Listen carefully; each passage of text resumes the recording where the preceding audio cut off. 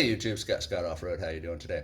Well, we're back in the garage working on the Mission II Haiti Jeep. I'm doing a couple of different things today, one of which, the most important, is going to be motor mounts. I just got back from the parts store picking those up. Motor mounts in this are shot.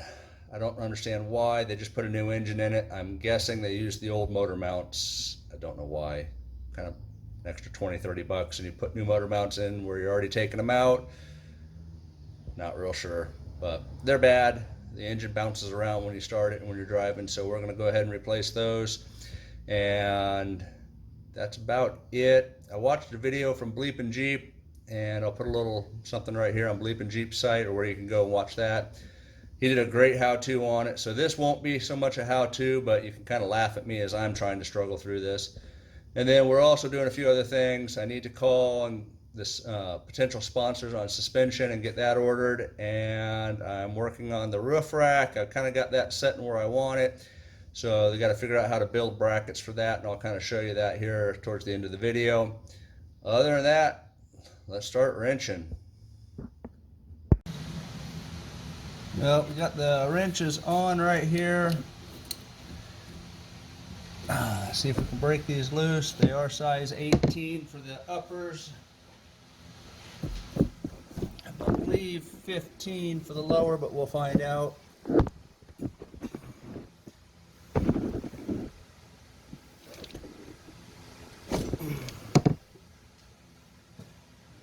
Move the camera so I don't break it. Well, I was able to break it loose with a breaker bar.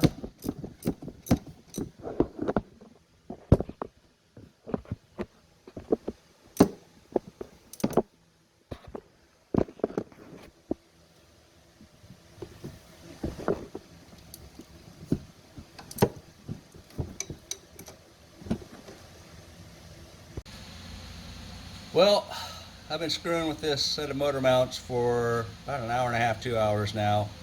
It's supposed to be 3 bolts, supposed to be pretty easy. It sucks. I'm still, for whatever reason, the new motor mounts seem a little taller. I need to compare them side by side, but I think I found the problem. Initially, I pulled out the one motor mount, and I was kind of nervous going, uh-oh, maybe I'm misdiagnosing this. I don't understand why this engine's bouncing around. This motor mount looks pretty darn good. Well, then I took out the driver's side, and as you can see, there is not a lot left of this. So there's the issue. That's why the engine was bouncing around. So definitely it needed to be done. If you're doing one, you do the other. But now I need to compare side by side to figure out why I need to lift the engine almost a ½ inch higher to get the new motor mounts in and bolted up. But and side by side, they're the same part, so kind of a weird design. But back to messing with this engine. All right, we're at the end of the day here. Got a good 3-4 hours in those motor mounts. Like I said, the one was completely shot. But here's a little teaser of what I'm also working on here. This is the one that I bought used and put on my TJ, and decided I'd just donate it to these guys. I got to come up with a bracket to actually mount that and clamp that on. So I'm kind of pondering how I'm going to do that. But for right now, it's on. Not anything I'd drive down the road with, but it is set up so we can at least see how it looks and give me some things to ponder.